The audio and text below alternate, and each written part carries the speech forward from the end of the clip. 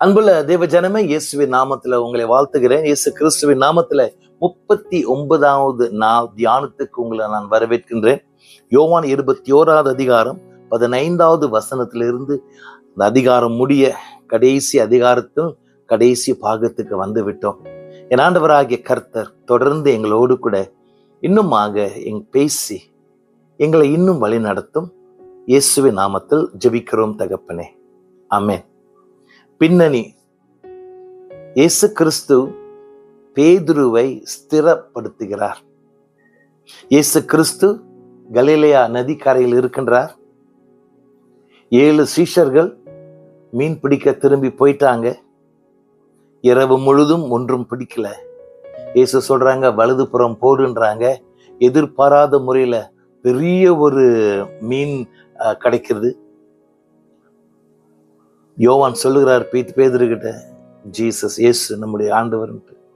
பேதுரு சீக்கிரமாக கடலில் குதித்து இயேசு கிட்ட போறான். சீஷர்கள் வந்து கொண்டே இருக்கிறார்கள். இயேசுவும் பேதுருவும் தனியாக இருக்கின்றார். குறுகிய நேரம், ரொம்ப காரியம் செய்யணும். Praise God. இவர்கள் பேசின இந்த சம்பாஷணையை நாம் ஒட்டு கேட்க பரிசுத்த ஆவியானவர் உதவி செய்திருக்கிறார். அப்படின்னா அது ரொம்ப முக்கியமான ஒரு சம்பாஷணை. பேதுரு மன்னிப்பு கேட்டிருப்பான், இயேசு கிறிஸ்து மன்னித்திருப்பார். இயேசு கேட்கிறாரு, யோனாவின் குமாரனாகிய சீமோனே, இவையாவற்றிலும் என்னை நேசிக்கின்றாயா?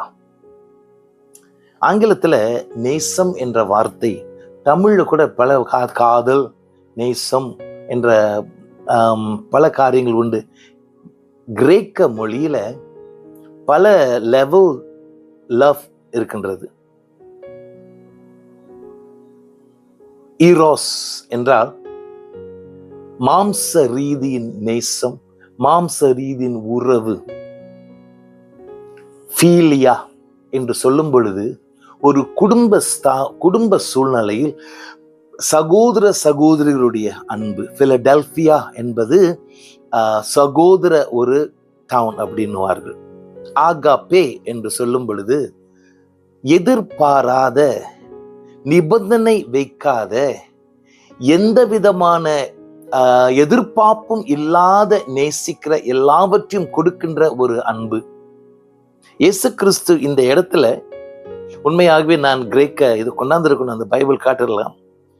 கிரேக்க புதிய ஏற்பாட்டில் இதை நான் பார்க்கும் பொழுது மறுபடியும் செக் பண்ணிக்கிட்டேன். இயேசு கிறிஸ்து பேதுருவிட்ட கேட்கிற நேரத்தில் என்னை நேசிக்கிறாயா என்று கேட்பது எந்த வார்த்தை உபயோகித்தார் தெரியுங்களா? சீமோனே, இவை யாவற்றிலும் என்னை அகாப்பே செய்கின்றாயா? ஒரு எதிர்பார்த்துதல் இல்லாமல், ஒரு நிபந்தனை இல்லாமல் கொடுத்து கொண்டே இருக்கின்ற அன்பில் என்னை நேசிக்கின்றாயா? Price God. பேதுரு என்ன சொல்றான் தெரியுங்களா? இவை யாவற்றிலும் சொல்லும் பொழுது என்ன? மீன் பிடிக்கிற படகு, அந்த வலை, அந்த மீன், அந்த சகோதரர்கள், இவை யாவற்றிற்கு மேலாக என்னை அகாப்பை செய்கின்றாயா? விளைக்கணும். பேதுருடைய குணாதிசயம், பேதுனுடைய அடையாளம் என்ன தெரியுங்களா? இந்த மீன் பிடிப்பு தான் அவனுடைய அடையாளம். அதுதான் அந்த மீன் படகும், அந்த நெட்டும் வலையும், அந்த மீனும், அந்த சூழ்நிலை தான் அவனுக்கு அடையாளம். ஆண்டவர் கேட்ட, இவை யாவற்றிலும் என்னை அகாப்பை செய்கின்றாயா? பேதுரு என்ன செய்றான் தெரியுங்களா? Praise God. ஆச்சரியமான ஒரு மறுமொழி. உங்களுக்கு தெரியும் ஆண்டவரே, நான் உங்களை ஃபீலியா செய்கின்றேன். ஃபீலியா என்றால் என்ன?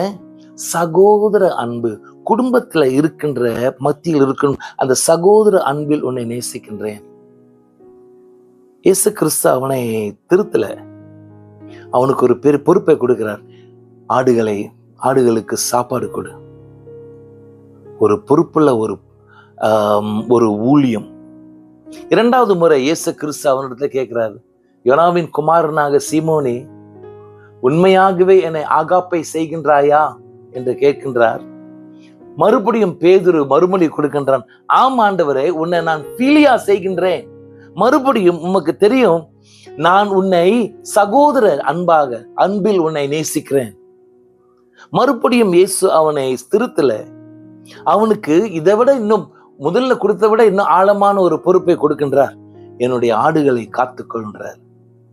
மூன்றாவது முறை, யோனாவின் குமாரனாக சீமோனே, உண்மையாகவே என்னை பீலியா செய்கின்றாயா?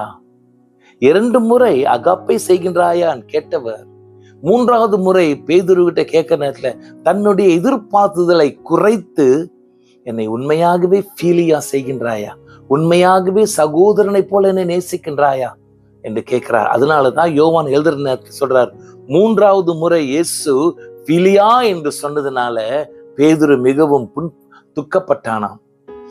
ஆண்டவர் தன்னை இன்னும் பேதுருவை ஏற்றுக்கொள்கிறதுக்கு தன்னையே தன்னுடைய எதிர்பார்த்துதலை குறைத்தார். Price God. கர்த்தருக்கு ஸ்தோத்திரம். பேதுரு சொல்றான், உங்களுக்கு எல்லாம் தெரியும் ஆண்டவரே, நான் உங்களை பீலியா செய்கின்றேன். பேதுருவுக்கு அந்த அகாப்பே அன்பை காட்ட, அந்த அகாப்பே அன்பை உணர்ந்து அதை காட்டுறதுக்கு அவனுக்கு தெரியல. மெய்யான நண்பன், ஒரு சகோதரன், ஒரு ஃப்ரெண்ட், மை பிரதர் அப்படிதான் அந்த லெவல்ல தான் வச்சுக்கிட்டான். அது உண்மையா இருந்தது, உண்மையாய் சொன்னான். விளங்கிக்கணும், ஆண்டவர் எந்த இடத்திலையும் அவனை நியாயம் தீர்க்கவில்லை. அவனுடைய எதிர்பார்த்தலுக்கு ஆண்டவர் தன்னை குறைத்தார். தேவஜனமே அறிந்து கொள்ளணும், சில வேளைகளை நாம் கூட ஆண்டவர் எதிர்பார்க்கின்றதுக்கு குறைவாதான் நம்ம வந்துடுறோம். கீழ்ப்படிதல்ல கொஞ்சம் தாமதம், விசுவாசம் எதிர்ப்பு வந்துன்னா கலங்கிடுது. இவரோடு கூட பேசு அப்படின்ற ஒரு உணர்த்துதல் வர நேரத்துல ஒரு ஒரு ஒரு ஒரு தயக்கம், அந்த நேரம் போன பிறகு அவரை சந்திக்க முடியாம போயிடுது. எல்லா தேவைகளுக்கும் ஜெபி என்று வசனம் இருக்கின்றது. ஆனா சில நேரத்துல இல்ல, நம்ம கடினமாய் உழைத்து சம்பளத்துல நம்ம இதெல்லாம் செஞ்சு விடுவோம் அப்படின்ற நம்முடைய மனுஷ தன்மை வருகின்றது. அடிக்கடி ஆண்டவர் சொல்றாரு, மன அழுத்தம் வரும் பொழுது என்னண்டை வா, உனக்கு இளைப்பாறுதல் தருவேன். ஆனா சில நேரத்துல வேற எங்கேயோ வேற காரியத்தை வைத்து கொண்டு இளைப்பாறுதலை தேடுகிறவரா இருக்கிறோம். அப்புறம் நம்ம மனஸ்தாபப்படுகிறோம், ஐயோ சொதப்பிட்டோமே, தப்பு செஞ்சிட்டோமே, இந்த காரியம் இப்படி செஞ்சிருக்க கூடாதே அப்படின்னு சொல்லுவோம். அறிந்து கொள்ளுங்க, எப்படிப்பட்ட சூழ்நிலை ஆனாலும் இயேசுவை நீ ஏமாற்ற முடியாது. அவர் உண்மையாகவே உன்னுடைய நண்பன். இதை அறிந்து கொள். சகல மகிமை நிறைந்தவராய் இருந்தாலும் உனக்காக எனக்காக மனிதனைப் போல பிறந்து சாபக்கேடான ஒரு மரண தருவாயில் தன்னை ஒப்பு கொடுத்து மரித்து அடக்க பண்ணப்பட்டு 3 நாள் உயிர் தெழுந்து உன்னையும் என்னையும் மன்னித்து தேவனுடைய பிள்ளையாய் ஆக்க, தேவனோடு கூட ஒரு உறவு கொள்ள வைத்தவர் இயேசு கிறிஸ்து. தவறு செய்தோம் என்றால் அறிக்கை செய்வோம், மனம் திரும்புவோம், இயேசுவோடு கூட தொடர்ந்து பிரயாணம் செய்வோம். அவர் எப்பொழுதும் ஏற்றுக்கொள்கிறவர். என் ஆண்டவராகிய கர்த்தாவே, இந்த நாள்ல கூட உம்முடைய வசனத்தை நாங்கள் தியானிக்க கொடுத்த கிருபைக்கு நன்றி. யோவான் சுவிசேஷத்தை நாங்கள் தியானித்து முடிக்க கொடுத்த கிருபைகளுக்கு நன்றி. இந்த பரிசுத்த வாரத்துல புதிய தியானங்களை நாங்கள் எடுத்துக்கொள்ள எங்களை தொடர்ந்து இந்த ஆண்டவர் ஆசீர்வதிக்க வேண்டும் என்று இயேசுவின் நாமத்தில் ஜெபிக்கிறோம் தகப்பனே. ஆமென்.